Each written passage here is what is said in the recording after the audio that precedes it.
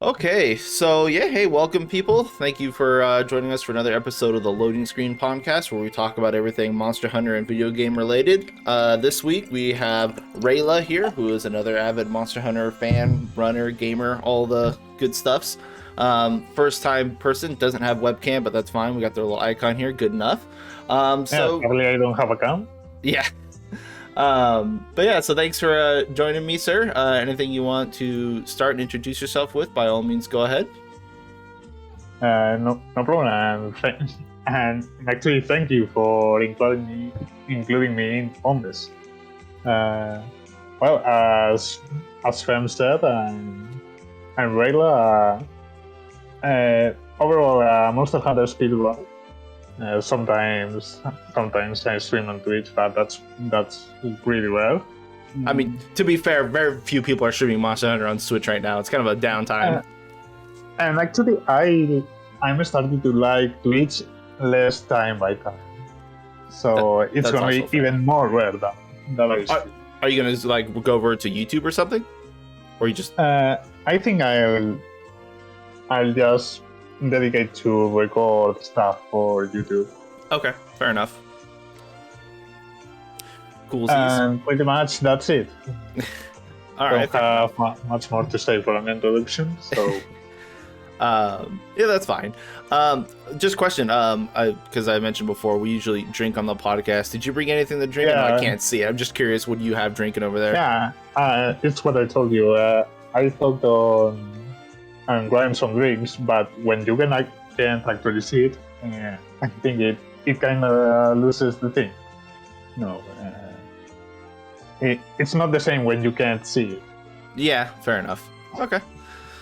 People can see me, and yeah, so I'm drinking wine. I got a 2018 Chardonnay from LDT in Paso, but that's just me because I'm a schnoozy bitch. So just getting that out there. So let's go ahead and just dive into to you, Rayla. So I'm just curious for people who don't know, how long have you been playing Monster Hunter?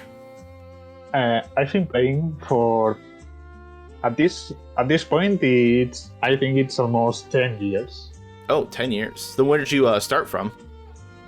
From what Monster Hunter did I start off, or what do you mean? Yeah, like where did you start, like, you know, start playing? Well, because 10 years obviously that's pre-world, but I mean, what game did you start playing? My first Monster Hunter was 3.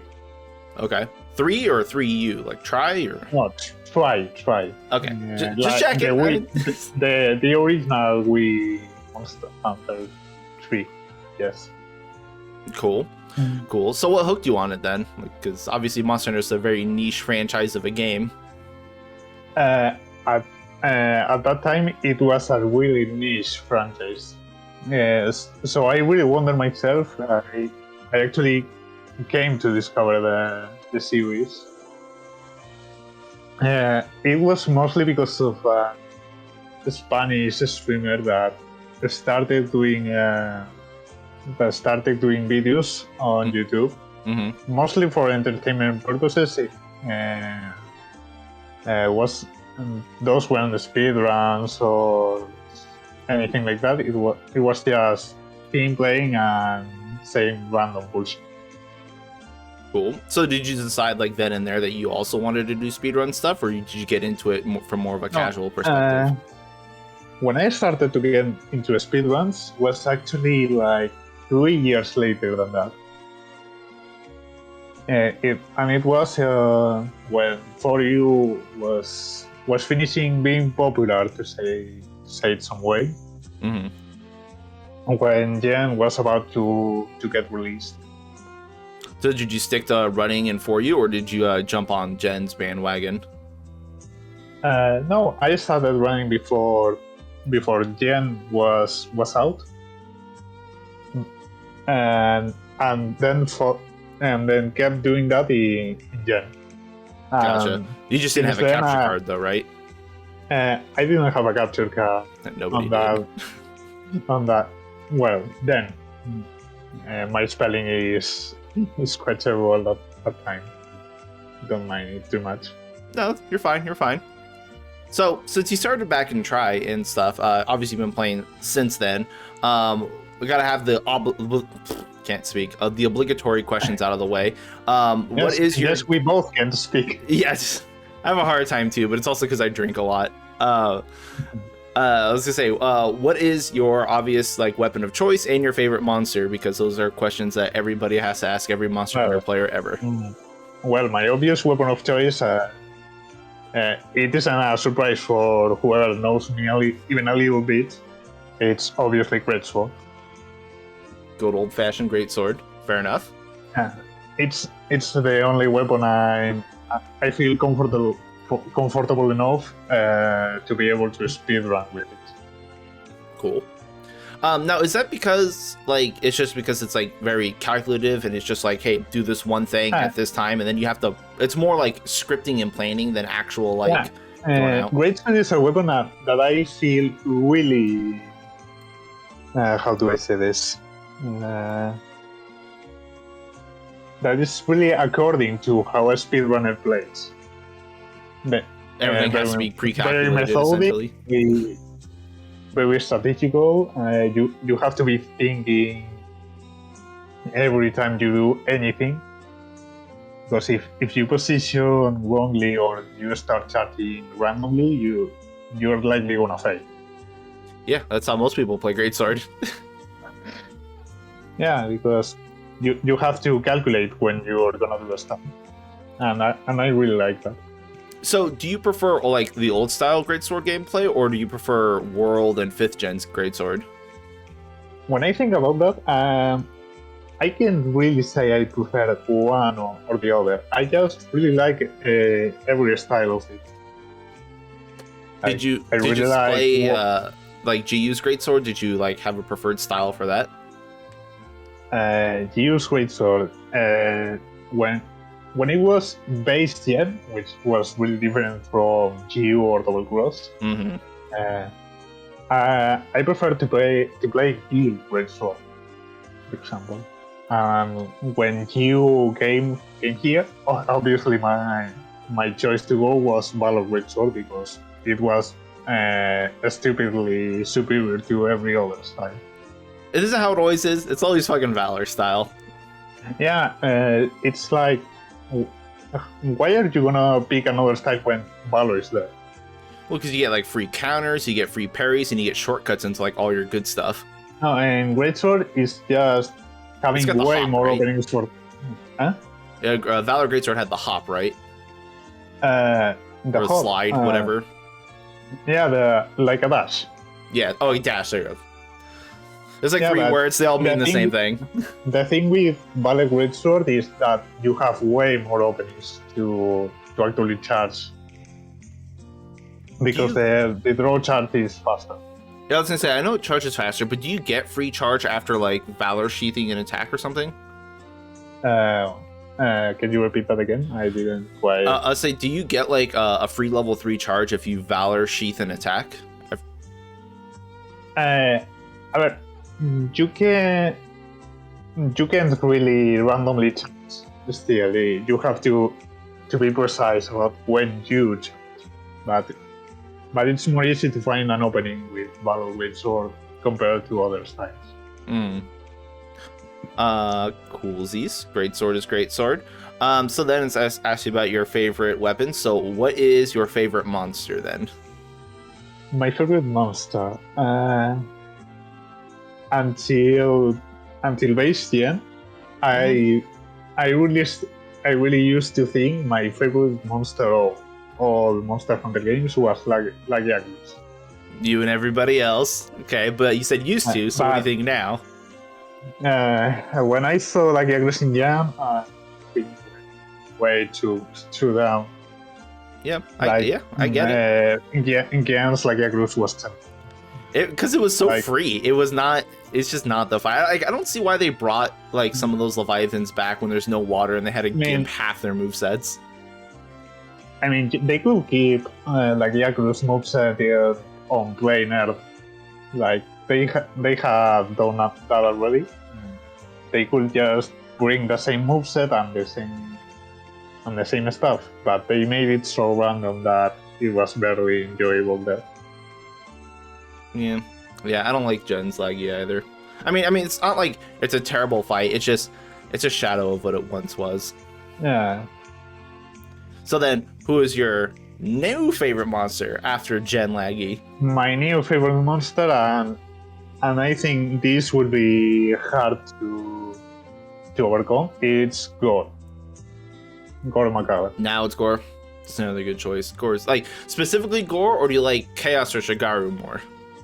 I like original Gore more. And Chaotic is really cool, and Shadow, yeah, it's just amazing. But I like old-fashioned Gore more. Okay, fair enough. Are you expecting him to come back in Sunbreak, or are you just like you're off that bandwagon?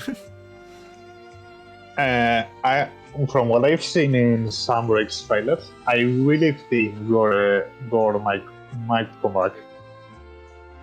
Well, I guess we're gonna find out in 5 days or something. But yeah, in exactly 5 days. I mean, it's not like they couldn't bring him back because it's the B team for Capcom who made Gen and GU, and they brought Gore into there. So I mean, there's a good chance they could. I mean, it's not like they have to reintroduce the Frenzy and Apex mechanics because they didn't in Gen either. You know, I think Gore might be back, but the Apex and Frenzy mechanics won't surely be back. I don't think they could bring it back, right? Because they already have, like, people are saying it's a translation error, but they have Apex monsters already, which are literally just the deviants. But Apex monsters here, I can speak, are basically just Gen's deviants, but slightly reworked. Yeah, they're literally the same deviants. They have half their same attacks. They aren't Apex monsters as we remember, though. Right. And so it's like, even if they did bring back Boar, I don't think they could bring back, they'd have to rename everything, but then the naming conventions are going to get all thrown out of whack if they like bring Gore back with a different like Frenzy virus and they have like Frenzy monsters and they're not Apexes or called something else, and we have, it'd be weird. It'd be super weird.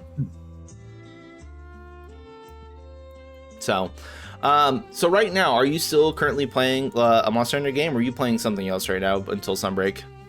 I'm not playing as much Monster Hunter as I usually do when any Monster Hunter gets released in any platform, but I'm trying to keep playing every time to time.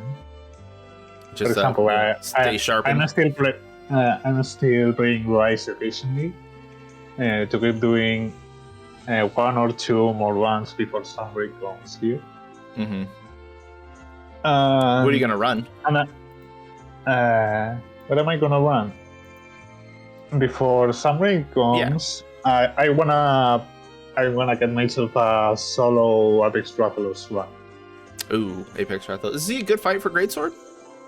It's a really fun fight for Greatsword, actually. I didn't expect that precisely a Rathalos to be this fun. I mean, I don't think he's easy at all. Like well, because I'm also from a gunner. Apex Rathalos in general is awful for us because he doesn't have a exploitable hit zone until he's in Apex state. So like half the time you deal no damage. Yeah.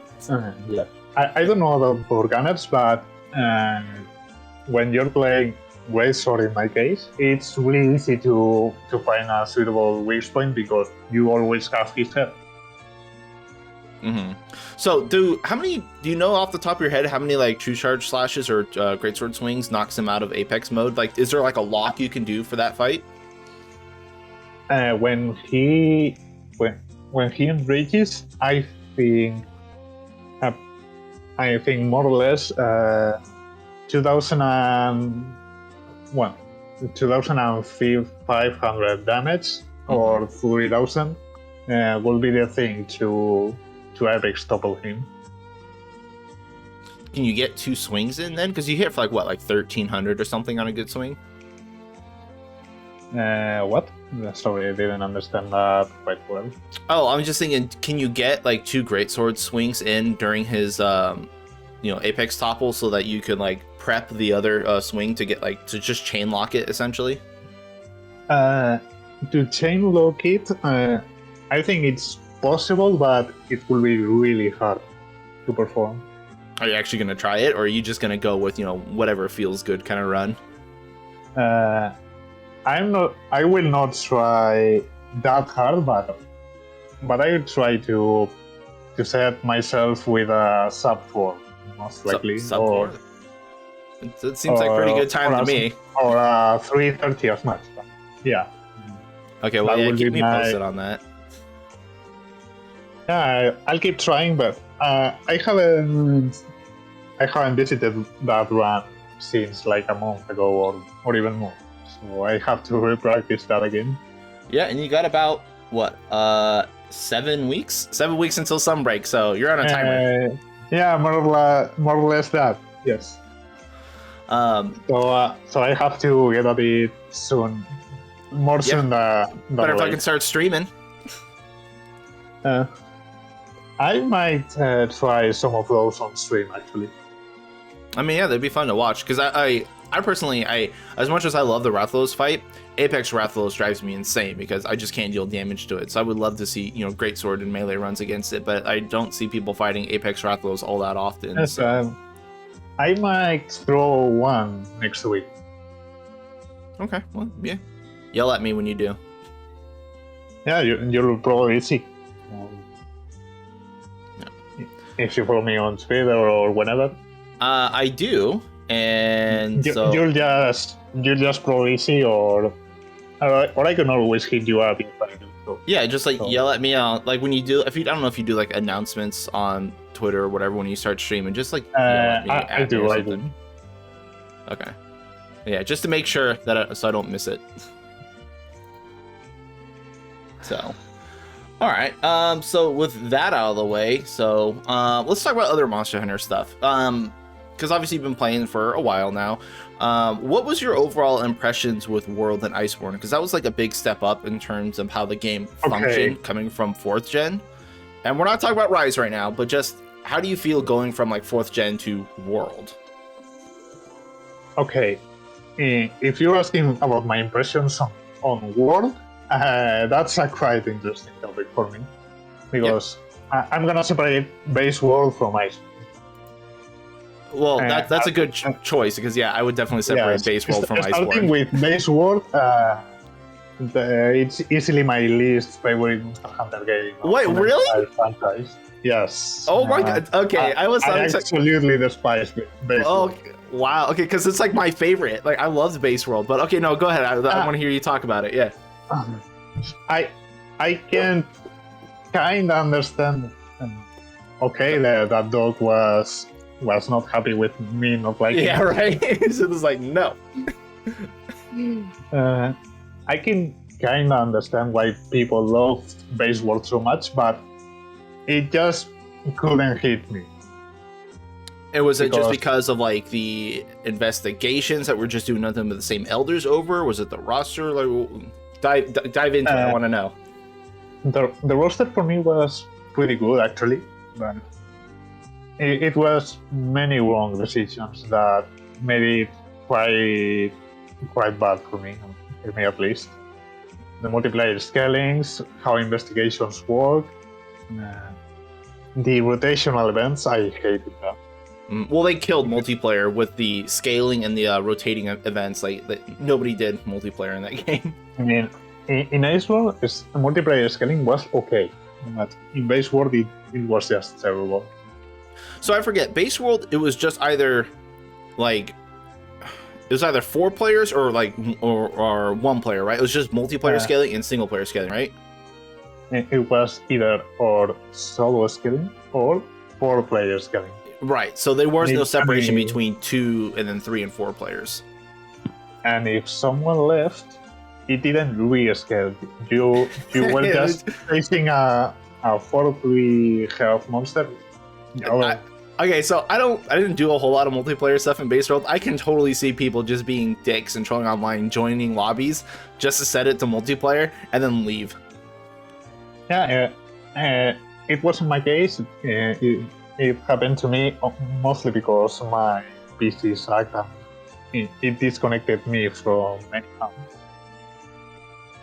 But yeah, it was quite annoying dealing with so much health monster just myself. Mm-hmm. So was it just that the whole multiplayer aspect of it, or what else didn't you like about Base World? Oh, one more reason why I didn't like Base World was the rotational event stuff. I mean, if I have some content there, why remove it? Well, because that was their entire like setup, was that they're trying to make it like a live service game, so they wanted to keep you coming back every now and then, which is why they had rotating events and had the content that they would drop like every other week, like one or two event quests, because that's how they marketed World, was more like a live service game. So I mean, I understand why it fucking sucks, but I get why they did it. Yeah, I can kind of understand the reason behind it, but I really don't like it. No, I agree, 100%. It was one of the biggest flaws about World to me, especially Cove. Cove was annoying as fuck. Yeah, it was really annoying, and not only because it was a rotational event, but it was a siege quest, which is another system I really hate. Now, do you hate the siege quests because of just how it operated in terms of you needed multiple groups together, or did you hate it because Cove's RNG to get the actual weapon you want was such dog shit? No, I don't mind having RNG on rewards, but I hate having to repeat the same actual quest many times to get one round of rewards. Yeah, that's fair. So then, let me take a little step away from that and talk about Iceborne really quick before we actually continue on to that. But Cove's Iceborne, which was literally just a quest, it wasn't like a siege, it was just like a go through once and you do it to get rewards. Was that fine with you? When Golf got to Master Rank, I love that fight. Because I really like Golf's fight, I just didn't like Siege. Well, that's fair, because yeah, I really loved Cole's fight as well. I thought Cole was really well done. I just didn't like having to do like what you're saying. It's like doing like track farming to get like your pursuit rank all the way up, and then failing the quest intentionally, going back and then actually doing it to get a chance at the rewards, and then you had to do it like fucking 300 times to get the weapons you wanted. It was just kind of annoying. When Golf got to Master Rank, it was just, hey, fight this monster. Yeah, and you didn't have to do the whole first phase either. Because the fight was really fun. Yeah, I really like Cold's fight. Yeah, because I like mastering Cold. Okay, so and I get that, and that's most of Base World. It was just like bad online play, seasonal quests that were just kind of like rotating every week. Cold was shit. Siege quest suck. So what about you? What about Arc Tempered monsters and stuff? How'd you feel about those? For Arc Tempered monsters, I think the overall concept is really cool, actually. There are some exceptions. Lunastra. You know what? It's funny. So yeah, Arc Tempered Lunastra could just suck a big one, but I still feel like Arc Tempered Lunastra was easier than the optional quest for Lunastra, who had like 3 times the amount of life as normal monsters for whatever reason. Did the optional one have more HP?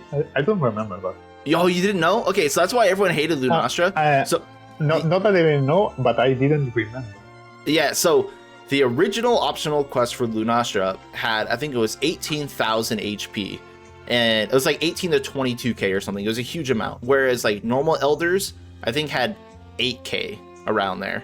Maybe she had like 17k, but she had almost 3 times the amount of life as normal elders. Wow, and so when the investigations came around for her, she had the normal life because it wasn't the optional modifier, so she only had like 8 or 9k. It's not too bad. And then Arc Tempered Lunastra came around, and she had about 18k, like all the other Arc Tempered monsters. She just had like one new move. So like fighting Arc Tempered Lunastra was basically the same as fighting the optional Lunastra, except it just did a little bit more damage and had like set spots where it would do like its whole screen nuke. Yes, actually, I think I never even came to do an Arc Tempered Lunastra on Base World.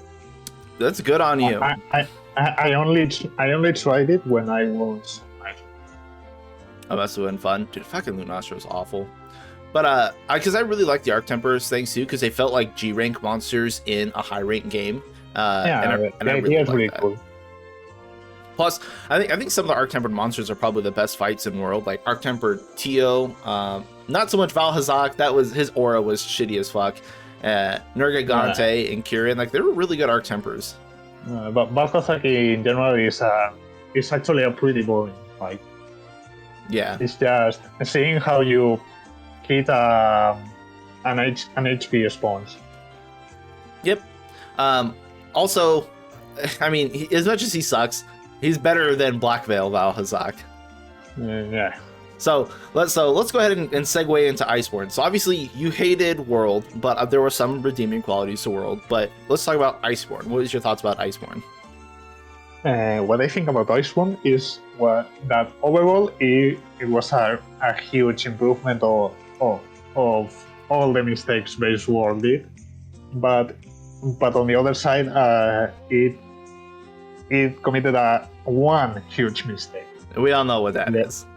And I think you all know what I'm gonna say. Is it Clutch Claw? It's called Clutch Claw. Yep, fucking Clutch Claw. So tell me about your experiences with Clutch Claw, sir. Let me put on my therapist glasses. Where did the Clutch Claw hurt you?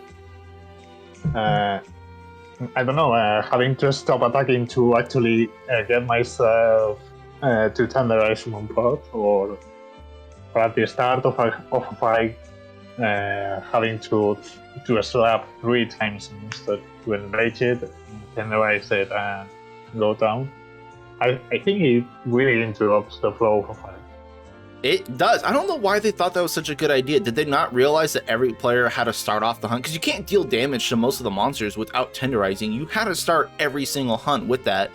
And it just felt so monotonous and boring. And then it had upkeep on it too. It was crazy. Sorry? Can you say that again? So was that the only gripe with Iceborne? So you liked pretty much everything besides just Clutch Claw? Yeah, basically just Clutch Claw being my only issue with it. Yeah, I mean, I get that's fair. I think that's pretty much everyone's complaint with Iceborne. Because Iceborne had some really good fights and a lot of good returning monsters. Like, doesn't give him much credit, but the Garuga, Ian Garuga in World is fantastic. Because I used to hate Garuga's fight. I loved World's Garuga. Yeah, same for me.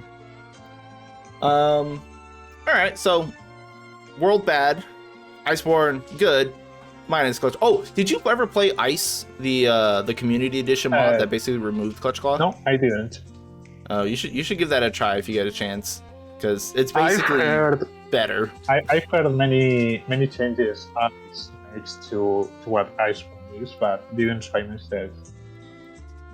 All right, well, if you get a chance, if you're feeling bored with Rise or Sunbreak when that comes out, I highly recommend giving Ice a chance, because it's basically Iceborne without the Clutch Claw. There's a lot of other changes, but it's just Iceborne without Clutch Claw. Is it anywhere when I can get the Iceborne PC, or? I don't know if it's on Nexus. There is an Ice Discord that has all the patch notes, downloadable files, and all that stuff. You can get it from there too. Also on the No Gods No Kings Gincord, it's on there. You can find links to it all over the place. Well, I'll try giving a check there then. Should be fun. All right, so then let's go ahead and segue into from Iceborne going into Rise. What was your original concerns for the portable 5th? I guess is basically what the game is going to be. And what were you most looking forward to before you actually got your hands on it? Okay, when I first played Rise on Switch, I was actually expecting too much more than I actually found there. Which was a real letdown for me. But curiously, when I go to Rise again on PC, I found myself liking it way more than. Is that just because it played better? No, or you just didn't have the expectations. Huh? Is it that, or you just didn't have the expectations that you had going into it the first time? Yeah, it's mostly because I didn't have expectations. I just knew what I was going to find on the PC version. and being able to record the stuff and playing more smoothly, which also really helped. So does Greatsword feel much better on the PC then, with the frames and stuff? Yeah, Greatsword feels much better on PC than on Switch. Coolsies. That's good to know, because I know some weapons, I think people were saying that the extra frame rate, like they have to turn it down to actually get like their hits right. I don't know. I think Rainy or someone playing Chargeblade was saying that. So I don't know, I'm just spouting what I hear. So you saying Greatsword feels good sounds good to me. Yeah, so. Greatsword feels really good here. Yep. So then, what about Rise was a letdown for you? Yeah, it was mostly the amount of content it had to offer, and I'm being a bit harsh here. Having no actual endgame destroys a Monster Hunter game quite much. And isn't it weird Yes. because people say like, oh, you don't need an endgame, but it's like Yeah, that's the only thing keeping people playing. Yeah, but in Monster Hunter, an endgame is what keeps you playing. Yeah, and it's like If you don't have a, oh, go ahead. if you don't have a juicy content for endgame, you just don't keep playing. Right. And I think that's kind of what Rise's problem was, is like literally the only thing to do once you finish like Narwa was grind for Narwa pieces, because there's like nothing else to make for the longest time. Or you just play for fun, but with no objective at all. So now, is that an opinion you had in like the initial release of Rise, or is that even up to like the 3.0 where they actually brought in, all the Elder Dragons, the All-Mother fight, and Valstrax? You still have the same opinion? With each update, I thought the content issue was gonna be solved, but sadly it wasn't solved though. Yeah, I mean they dropped like 4 monsters at a time. Yeah, I think maybe this is gonna give a decent reason to play. No, not really. Once you farm each armor that interested you, you just didn't have anything else to do. Well, and I guess that's kind of why because I hated World at the time, because they kept like staggering out events like every other week to like force me to keep playing, even though I didn't really want to. But on the flip side of that, Rise hasn't done anything in like since March or something. Like, wait, it came out in March, April, May, like May. Like, it's literally had no new content besides like stickers and stuff and some weird like random event quests.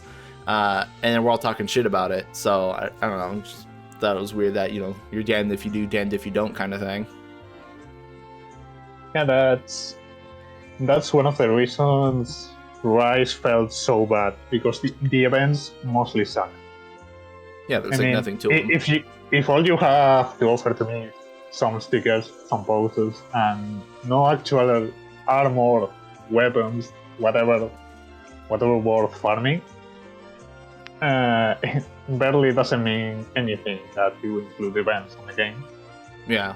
And isn't it weird that we didn't get any armors or weapons for any of the Apex monsters, even after they took them out of the rampages to give them their own quests and stuff? There was no reason to do them. But you mean the Apex emergency events, or just bringing Apex monsters outside? Even like the regular events, not the emergency ones, like because they originally were just tied to Rampage only, and then as the updates came out, they took the monsters out of Rampage to give them their own quests to do, and even then, they didn't give us Apex armors or weapons to go with those quests. I think the main point of that was just to be able to fight those monsters outside Rampage. But like, and that's the thing that's weird. Like, is that really worth it? Because I think the only people that really cared about those are like speedrunners and hardcore players. But it's like, I think the casual players wanted a reward for doing that. Only the hardcore people wanted to fight him just to fight him. Yeah, that's basically the problem. Fighting them outside Rampage doesn't offer you anything if you're not a speedrunner, or if you don't really love the fights. Mm-hmm. So then, with Sunbreak announcement coming around in like 5 days, what are your hopes that they're going to show for that? Because I feel like this is going to be the last big like trailer before the Sunbreak launch. Obviously, we might get like one more little thing, but I think this is going to be like the big one. What I'm hoping for the announcement in 5 days, I'm hoping at least that they announce 1 or 2 more monsters, but mostly I want them talking about new mechanics, new moves for weapons, new kinds of quests, and possibly what our end game, if there's any content, we'll have on Sunbreak. Would you consider, like, if they showed new subspecies counting as new monsters? Subspecies counting as new monsters. You mean, for example, if Azure Rathalos came back, they will consider them a new monster, or? Right. Well, would you consider that adding a new monster? Actually, not Azure Rathalos, let me give you a better example. So, when Iceborne came around, because they added a bunch of new monsters like Savage Joe, Ruiner, Nergigante, Coral Puke, Viper Toby, and all those monsters. The problem was, at least in my opinion, was that they only added those to the G rank version of the game. So, and the base forms didn't have a G rank quest attached to them. So you never really fought them. So to me, it felt like all those subspecies that they added was just the G rank version of the monster, not, hey, we're getting a new monster, because you didn't have those in G rank at all. Like, all those monsters got pushed out to the side. We didn't have regular Goose, we didn't have regular Joe, we didn't have regular Nergigante. We just had the new forms in G rank. So does it really count as a new monster, or is this just the G rank form of the monster? I think it can be considered a new monster, but I think they also should have included a high rank version of it. For example, in GU, when they included, I think, was Basarios and Ursula, they included them for high rank too. Did they? So I don't remember. Yeah, they did. So yeah, Basarios and Ursula were on G rank, but you could fight them on high rank too. Okay. You're talking about Shrouded and Ruby, right? No, Shrouded, Ursula, and Ruby didn't get back. Oh right, G. I'm thinking for you. I'm stupid. Yeah, don't mind me. They got G rank forms. Yeah. Okay. Yeah, basically. Yeah. So, yeah. I mean, I don't know. I feel like if they're gonna announce new monsters, I would rather actually see new monsters, not subspecies. I really hope they don't just start showing off like. I feel like we're gonna get subspecies for like Gosharog, Tetranodon, and like something else. Like, we'll get a couple of them, but I'm like, if that's all they're showing, I'm like, that's not new to me. That's just because just putting subspecies there is quite the lazy way of doing stuff. Yeah. They're not really new monsters at all, just better versions or slightly different versions of what we already saw. Yeah, I hope they don't do what they did with Iceborne and just add the subspecies and then just, not give us the G rank of the other ones, because then you're copping out. Keep adding stuff like Lunagon, Malseno. Bro. Do you think we're actually going to get, like, because you mentioned quest modes, like new quest types, do you think we're actually going to get something like that? Kind of like how Iceborne brought in guided lands and stuff? Do you think we're going to get something new? I think in some trailers they talked about a really big area to explore. Isn't that the Citadel, though? Yeah, I think that was the Citadel. And I'm pretty sure, and I'm fairly sure, more than pretty sure, that will be our endgame. But isn't that just like the new map? Like, because I feel like if they're gonna do like what they did with Iceborne and add one new map, which they added Hoarfrost, I feel like the Citadel is gonna be Sunbreak's one new map. You think they're gonna also attach like an end game quest system to it?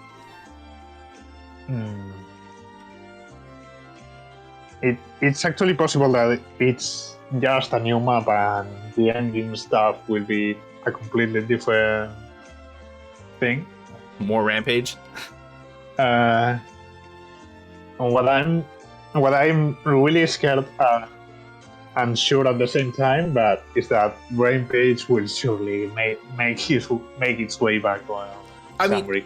it's going to. How much of an impact it's going to have in the game is, anyone's guess, because they're not going to just give up all the Rampage weapons and stuff and take out that entire mechanic of the fight, or because like even in Iceborne they brought back Siege once to do Safi Jiva, but I feel like they're not just going to abandon Rampage. They'll probably have Rampage quests for G rank just to upgrade your Rampage weapons, but it's probably not going to be attached to the story at all. Could you imagine if that's the only end game stuff we have? I sure hope not. But well, who knows? We might find whatever when Sunbreak comes. Fair. No, but I think it won't be related to the story on Sunbreak because it's a completely different region. Yeah, I'm curious to see how that's going to be. So what do you want to actually see change in Rise, though, going into Sunbreak? Not what you're hopeful, to see in the trailers, but what system in Rise do you not like? Anything about Rise that you want to see changed? What do I want to see change? See, what sense? Weapons? And anything. Do you not like how weapons look? Do you not like how everyone has to run raw and elementals garbage? Do you like or want like different questing? Do you want a certain monster change? Anything, like something about Rise that you just want to see improved on in Sunbreak? Well, one thing about the Rise I really want to see improved in Sunbreak. Insectlave, please. Oh, really? Insectlave. So Insectlave itself is in base Rise is just terrible. It's easily I would say it's easily the worst melee weapon. Really, worse than Gunlance? And some people really say Gunlance is really bad, but I'm fairly sure that Insectlave can be considered even worse than that. Now, is it like due to a gameplay mechanic and how Insectlave plays? Because just from Gunlance's perspective, Gunlance is actually solid. It's got a really good moveset. It's got a lot of fun like mechanics to play with it, and I really like Gunlance personally. It just does no damage. Is Insectlave the same thing where it just does no damage for the amount of work it has to output, or what? The problem with Insectlave is that it barely does no damage, and it feels really unnecessarily intense to play. That like in order to actually do something relevant, you have to be playing like if you were on a speedrun, but playing casually.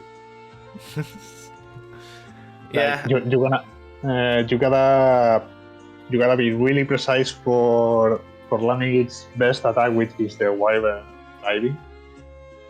Its hitbox just feels really awful. You have to be really precise to land a hit with that. Yeah, because that's the same with like Slaplands for Gunlance. Is because like one of the Insectlave's strongest moves is like the big wide swing, but like it tends to get hit on like legs and other parts of the monsters and not their face. You have to kind of like position yourself away from it to make sure that it actually swings and hits the face, kind of thing. Yeah. For that comparison you did, I think Gunlance feels really fun because of the flashy animations, mostly.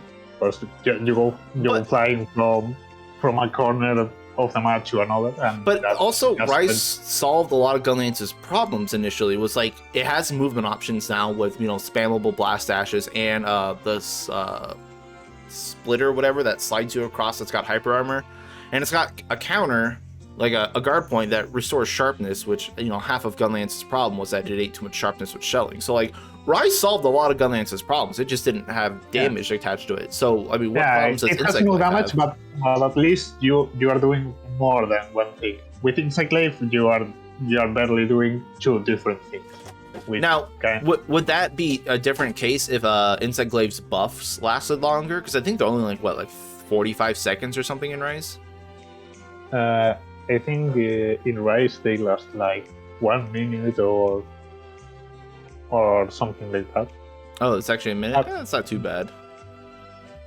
But having to rebuff, 4 times a fight kind of sucks.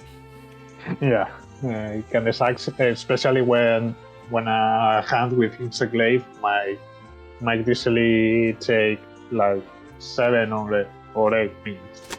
Right. Yeah. Yeah, that's a long time spending buffing. So, okay, insect glaive buffs would be cool. I mean, I want to see a lot of weapons buffed, to be honest, going into the Sunbreak. Like, I want nerfs too. Like, obviously, we need the top 4 weapons nerfs. Okay, so I'm a gunner, and I need bow, light bowgun, and heavy bowgun nerfed. They're too dumb right now. Their fire rate's stupid. Yeah, but bow just does too much damage. It's too much. Because I played bow quite much in Rise because I really like bow. And it feels unfair. It's actually my favorite kind of weapon, actually. Yeah, it's too much, bow's really fun to play, even if it's really broken. You know, I actually don't think it's all that fun. It doesn't feel like bow, because you're rapid firing like dozens of arrows at a time. I really wish that bow went back to more like an adept style bow from GU. I think adept bow was my favorite bow, because it was still like single individual power hits that felt more like a greatsword. But you actually had like some dash and mobility with it with the adept dodge and stuff, which felt fun. I don't know, I'm not a fan of how shotgunny bows become in 5th gen.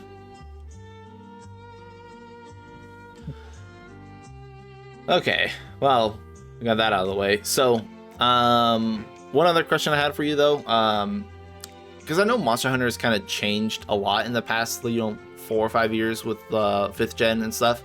To me, it feels like they're trying to like reach out to a broader audience to grab more people rather than appease the core fan base that they had. Do you think that their whole idea with gimmicks, like every single game has like some sort of gimmick, like World was Slinger, Iceborne was Clutch Claw, Rise is Wire Bugs, like even GU was, Hunter Arts and stuff.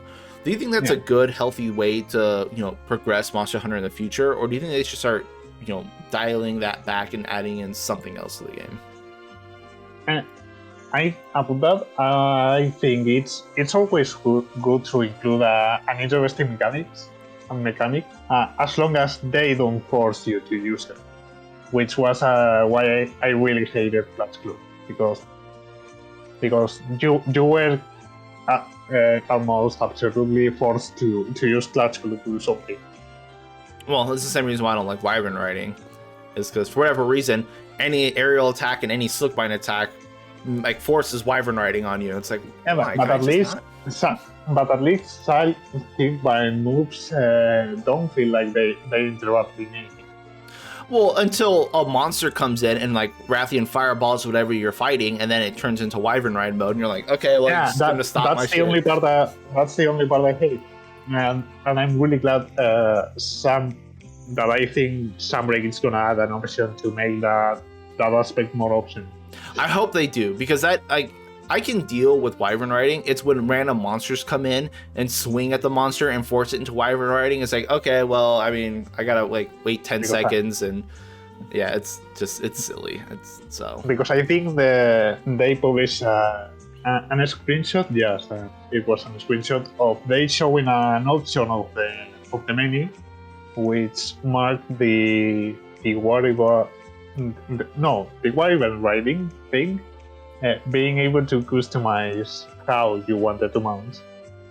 I saw that, and I am skeptical because I feel like they're not going to have the option to turn it off. It'll be different ways to mount it, but it's not something that you're going to be able to stop. So I feel like they're not going to let monsters, like, you're not going to be able to have an option so monsters don't cause Wyvern riding when they hit each other, kind of thing.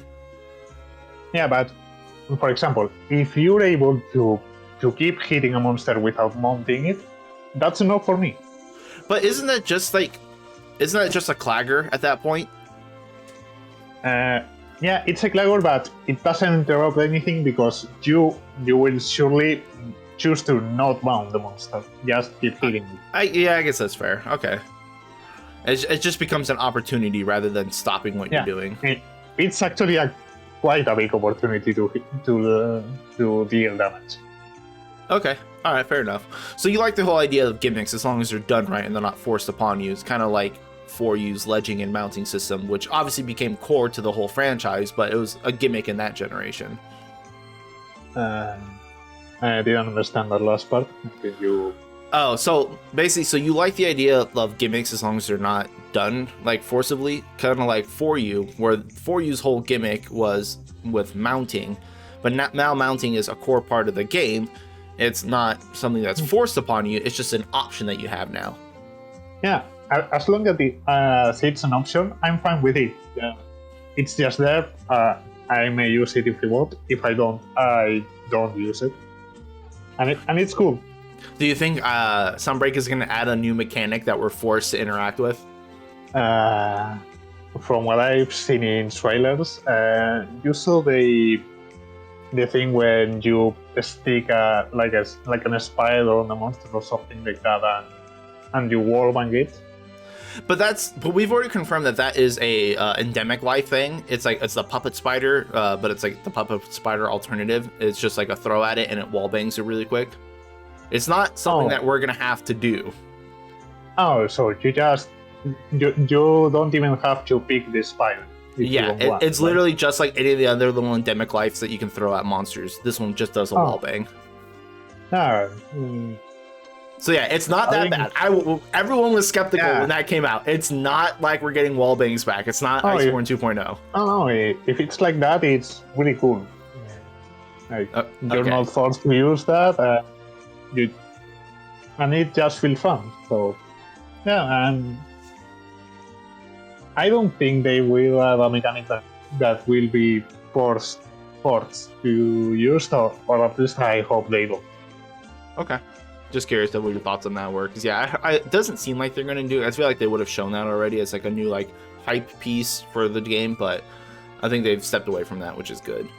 And then the last thing I wanted to ask you about, so there's a big hot topic currently about seeing returning monsters versus new monsters in games, and I wanted to know your thoughts about that, because currently the way Monster Hunter games come out is that they typically add about 10 new monsters, which are mostly low rank monsters, and then they add 25 existing monsters.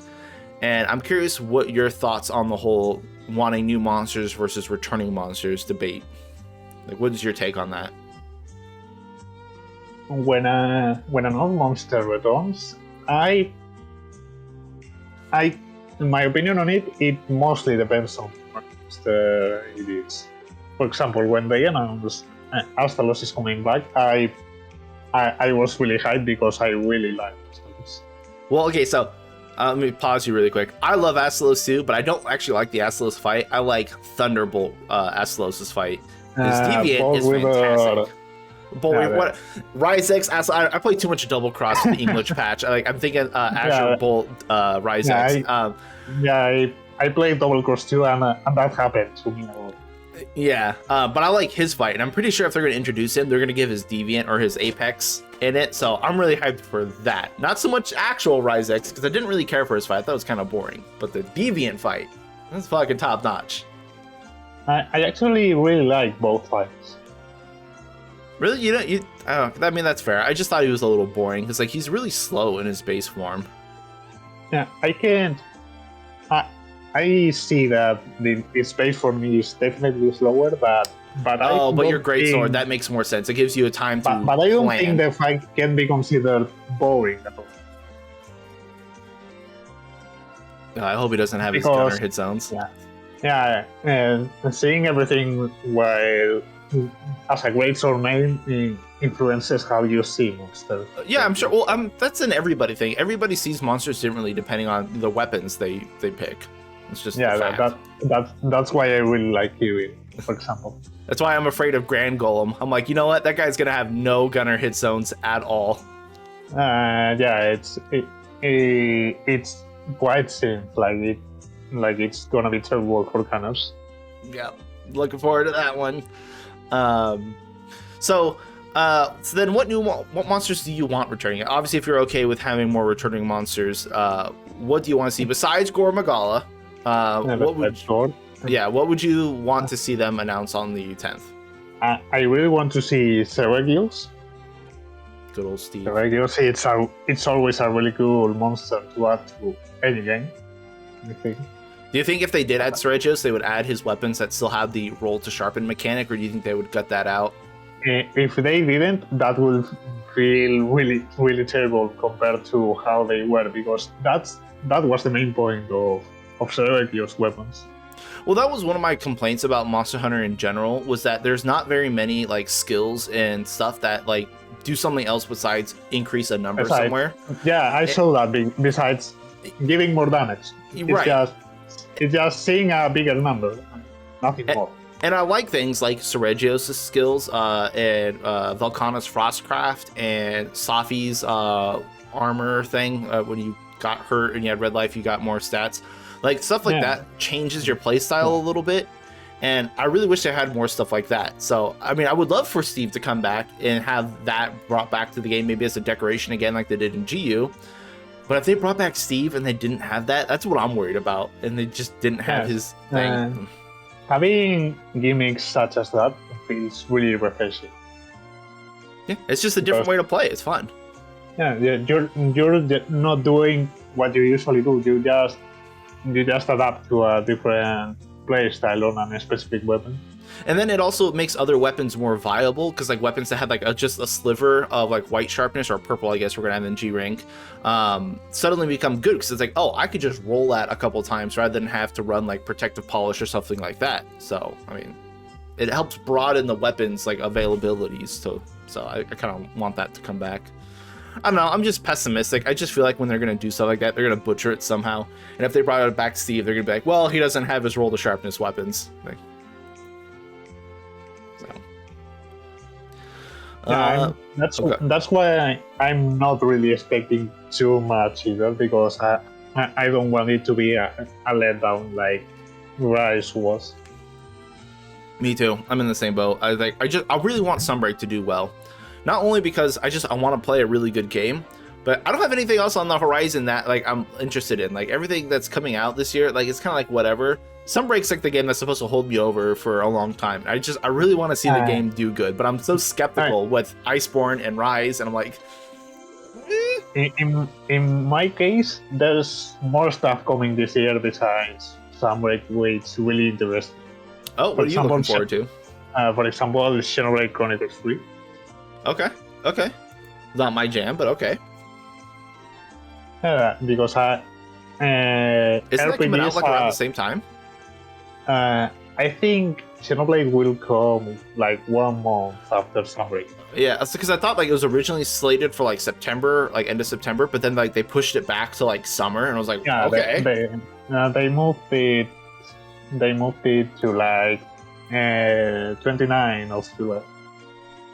Okay. So, I mean, at least if Sunbreak doesn't pan out, you got that going for you. I'll have plenty of time to play Sunbreak before, luckily. Cool. Well, good for you, because I don't have anything on the horizon, because I've just never been a Xenoblade person, so... No, it's mostly because I love RPGs. It's easily my favorite genre of video games. I love RPGs too. A lot of them these days are either just like dating simulators or waifu bait, and none of them had like crazy like cool mechanics. It's like I'm still hooked in like Path of Exile, which is like my RPG of choice right now, but I can only play it like so much at a time because it just gets too overwhelming.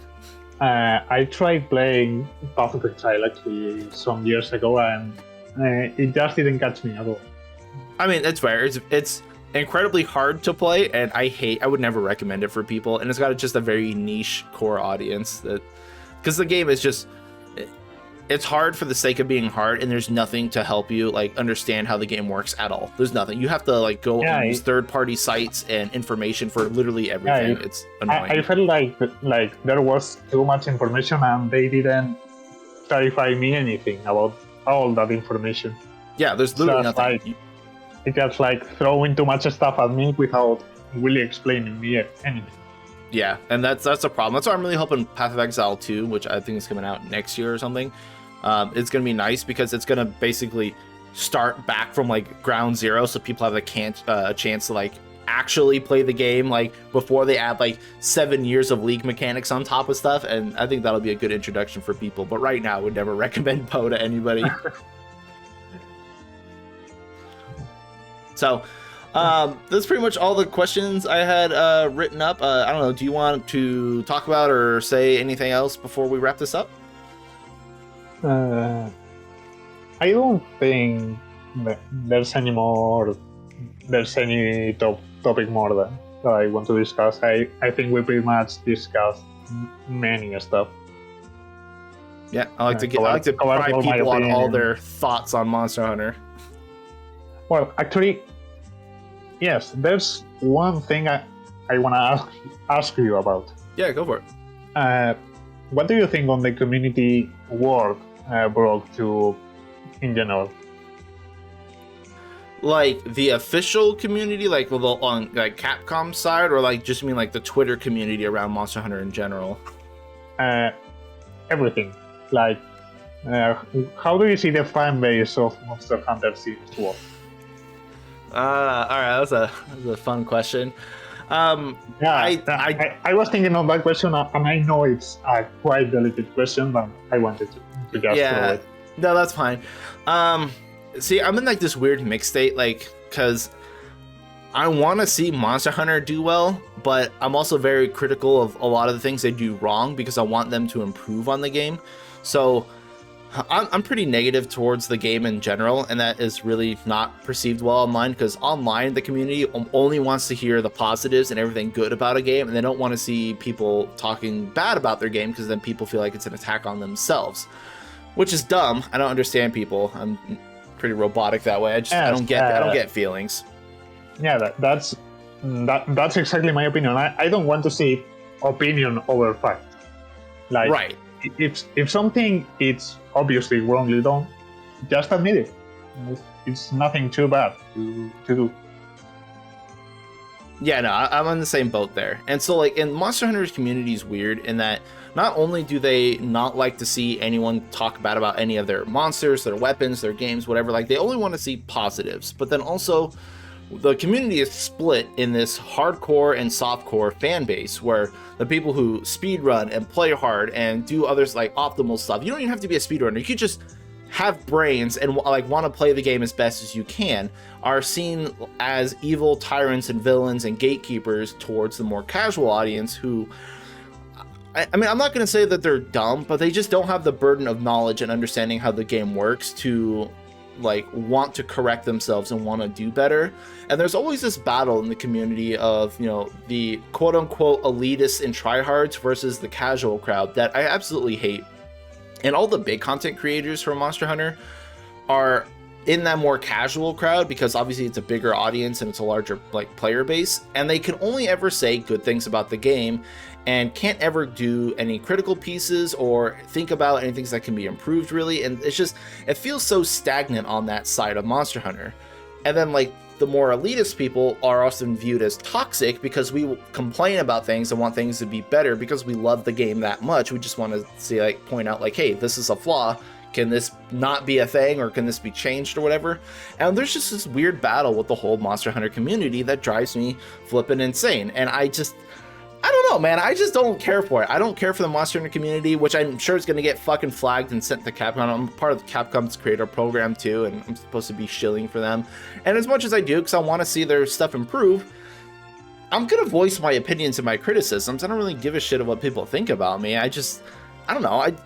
I'm tired of people being in this like la la land of everything's good, great, and grand, and we can only talk about positives. And the whole like statement of you can only, like, if you don't have anything good to say, don't say anything at all, is fucking stupid to me, because then that means you're basically saying you can't voice criticism, you can't expect people to be better, and that's just that's the whole community in a nutshell, and I just don't like it. That's a pretty fucked up mentality, actually. So I hate it.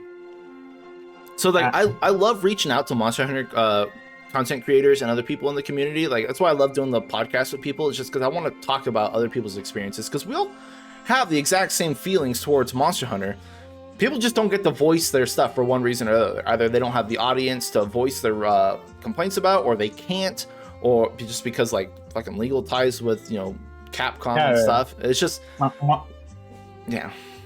mostly because of a fear, if you can call it that, of some kind of hey, you're voicing your opinion, but it's not what they want to hear. Right. So they'll be throwing daggers at you. Right, and Monster Hunter is such a small community, it still is very small, that everyone kind of knows everybody, and word gets around on anything that happens. So if you have a opinion that goes against the crowd, it's so easy that other people just ostracize you entirely. And it's just, I don't know, I really hate the community, and I hate online stuff like that just because of that reason. Yes. That's why not only Monster Hunter, but many communities I know most communities are like that. It literally, like, any online space is like that. It's just Monster Hunter is so tight-knit and small that I feel like it's so much more prominent and easy to see. Yeah, but the thing is, since Monster Hunter can be really considered a niche series, or... Well, I mean, I think it still is. World was a weird thing where, like, because it was the first game to come on mainland consoles, a lot of people did pick it up, and it brought a lot of light to the whole gaming, like, Monster Hunter gaming as a general, because it was pretty small until then. But even now, I think that bubble popped, and people don't really care so much as they did when World first came out, because you can see with, like, the numbers and stuff. Monster Hunter, like, World and Rise have, like, probably less than 500 people viewing on Twitch, which is still incredibly tiny for categories that have millions and millions of followers and stuff, whereas other games that have been out for a decade still have hundreds of thousands of viewers. Maybe not that much, but a ton. So I feel like Monster Hunter started up with this huge high at the start of 5th gen with World, and then just kind of tanked again. So yeah, it's I see it the same way. It's just gonna be down with each game more and more. Mm-hmm. Probably. I mean, as long unless they start doing something crazy with Monster Hunter 6 and redo the game like all over again, like they kind of did with World. But I don't think it's gonna get back to that levels of hype, because people are probably burnt out of Monster Hunter by now. Other than like the hardcore fan base, which is what we still have currently, new players aren't gonna see another Monster Hunter game and be like, oh, let's get into that finally. Because I mean, there's a million games out there for you to play. If they didn't go in now, why would they go for this next game? Yeah, but when we're talking about series that have been out for so long as Monster Hunter, which I think Monster Hunter has like almost 20 years of existence or something like that. Yeah, but that's the thing. It's been out for that long, and they've come out with a game every 12 to 18 months since 2004, and the player base is still that tiny because it's almost exclusively an Eastern audience thing. I don't think it's going to really get much bigger than that because it's been around forever. And yeah, they try to branch out with World, get everyone's attention, but I think they just kind of dropped the ball on it with how they handled World into Iceborne and into Rise, because Rise had amazing sales and stuff too, and then everyone just dropped it immediately. So I think people are going to be a bit more skeptical going into Sunbreak and Monster Hunter 6. I don't think the community is going to get that much bigger, to be honest. Yeah, it will just probably, as you say, be getting smaller with each game. Yeah, probably. Because all the hype boom, to say it's away, was in base World. Well, it's because they have the problem with the whole endgame system is there's nothing to do and to keep players' attention. So a lot of people play the game, get through the story, get through the hub quest, and they're like, well, now what do I do? And it's like the only thing to do in every Monster Hunter game is to hunt more, to either get decorations to hunt faster, or do event quests to get some cool armor pieces. I mean, that's literally it. There's nothing more to do. Yeah, but way too many people that whose world was their first Monster Hunter game just played it like that. Go through the story, go through the hub quest. Yeah, and then they dropped it. Kill Xeno'jiiva, hey, the game's finished. Why should I play? Why should I keep playing it? Right. They just don't.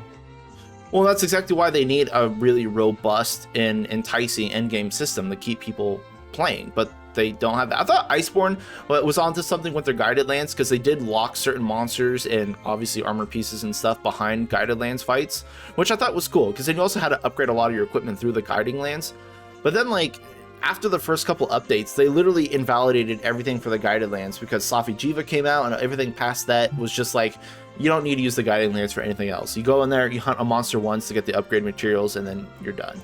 So yeah, but that's a good way of promoting an endgame, because they're telling you, hey, you're not finished here.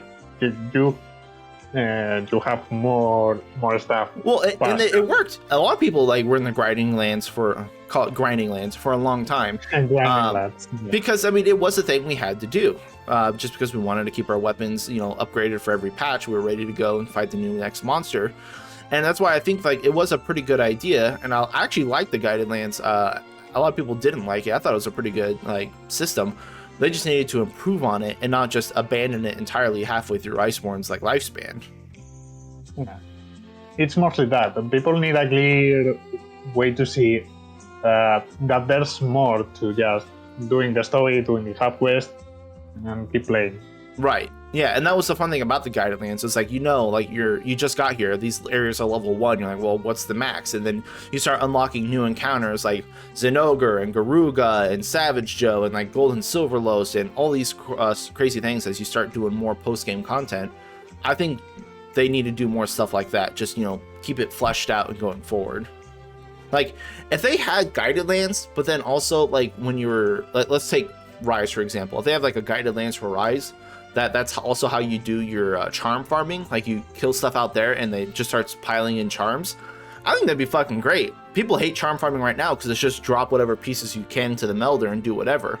But if we can go out there and start hunting more consistently and just getting consistent rewards, I think that could keep players hooked. Yeah, Rise's charm system is usually the worst charm system. It's awful. It's like Gen, GU, and 4U was so much better. I know it was still shit, but like you could grind a lot more decorations. But and at least there you had a specific quest to farm. Yeah, you had something to do. Here you don't have anything. Yeah, you're like, we have to farm Narwa because it gives the most points for the melder. It's just nothing but Narwa. It's the best thing to do in time resources relation. Yeah, it was that and then failing Arena Rajan quests just to get those things cycling faster. Yeah, I know. They need to do something about that. I don't like the charm system in general. I honestly thought World's decoration grind was a lot better than charm grinding. I know the attack decos and crit eye and stuff like that have really low drop rates, but I feel like they could have made the system 100% more palatable if they had just made every monster have an affinity and higher drop rate for a certain span of decorations. Like if Nergigante had a higher drop rate for like attack decos and like peak performance or like vitality, and then like Tobikadachi was like crit and thunder and stuff, and like each monster just had a set like higher drop chance for this, it would make people go out and hunt a lot more different monsters and make them feel like they were actually target farming decos that they needed for their sets. And I felt like that would have been just amazing, like if we just had that. Yeah, in base world you could do pretty much almost anything to farm decos, and it worked quite well to farm. Yeah, and then you can farm tier 2 monsters like Ligiana or Overrun. And investigations were fun. I like the whole investigation system. I just wish we had, like I said, affinities towards certain stuff, so we know, okay, I want to fight these couple monsters, and you're out there grinding investigations, and you're like, oh look, these monsters came up. Now I can go find these decorations. But yeah. Better than charms. Charms are just you're going in blind. You have no idea what's gonna pop out. I can kinda agree on the decos thing, except when it comes to being a bow user. Mighty Bow. Well, fucking, we don't even have a choice in Rise. They're literally, I guarantee you, in Rise, so because Rise, obviously, all you have is the Mighty Feather from the arena. That's the only way you can get Mighty Bow. I guarantee you in Sunbreak, we're going to have another arena quest or one other headgear that literally is just like an armor upgrade version of that, and that's still going to be the only way to get Mighty Bow. Yeah. And when I played Base World, I remember spending literally like 200 hours just to get one Mighty Bow deck. Yeah, you can't play the weapon without it. It's literally stupid to play. Yeah, when it comes to situations like that, it sucks forcing me to have this specific table to play the weapon I want.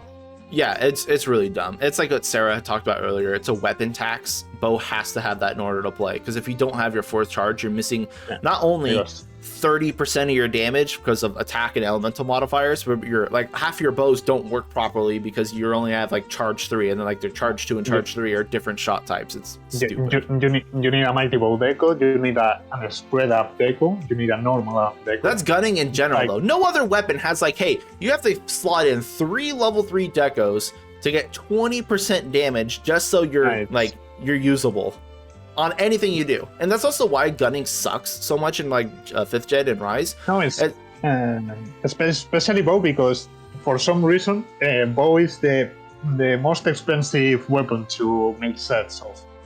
Yeah, there's no freedom. You have to have mighty bow, you have to have constitution. You don't have to have stamina surge, but it's incredibly nice.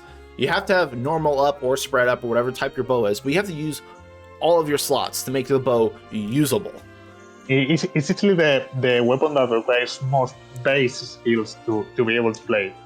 Yep. And isn't it crazy that even though we're running 4 pieces of armor, because effectively your head does nothing, and you have to use all those like gems and stuff to make the bow usable and like usable for an extended period of time, it is still leagues ahead as far as damage as everything else. Like, what? Isn't that crazy? Like, it just does so much fucking damage, even though it's got all these restrictions attached to it. Yeah. Crazy. Yeah, in general, what I am, and I think everyone wants, is basically more freedom to do stuff. Yep, I would like more freedom. I mean, even from like, other weapons perspectives, like, Charge Blade and stuff, who have to like slot in. Do we want to have guard up skills? Do we want to do like Savage Axe stuff? Do we want to do file stuff? Like, everything's kind of like, I mean, I like the idea that you can make different sets and play the weapon differently, but I hate everything being locked behind skills and stuff like that. Yeah. Like, okay, we have to dedicate half our set to make sure that this weapon plays. That's why meta sets at the end are so monotonous. You just boring. You just have 1 or 2 sets for almost everything, and that's it. You barely play anything else. I think it's a problem with the armor system in general, and I feel like we need more skills just to tinker around with, like all like the deviant skills and stuff, and the double skills from older games. Like, if we had just more stuff like that to play with, I think the sets would stop being so boring, because everyone has the exact same set. It's weakness exploit, crit boost, attack boost, crit eye, and then whatever you need to make your weapon work. I think that was everything. Yeah, I was like, I didn't hear anything for a bit. No, that's fine. Okay, so anything else you want to pick your brain about before we get out of here then, sir? I think the 2 questions, aside from what was planned, I don't know how to talk for some reason. I already asked them, so yeah, I think that's pretty much it. Well, at least on my side. Okay, I mean, yeah, pretty much everything I had thought of, we've gotten taken care of. We'll have to reconvene sometime after the Sunbreak announcements, before Sunbreak launch, to see, what had changed, because maybe we're wrong. We'll see. So, all right, cool. Well, thank you for coming around and spending time and hanging out and drinking and chatting with me. I appreciate it. And then, yeah, people who don't know Rayla, I'll have his socials linked in the description and stuff. You go check him out. He's gonna start streaming again, and obviously post his Greatsword stuff. I might. No, you're gonna. So. Yeah, I'm gonna. Yeah. So cool. So yeah, thank you all for hanging around. I appreciate it. And yeah, thanks for watching. And gonna get out of here. Peace.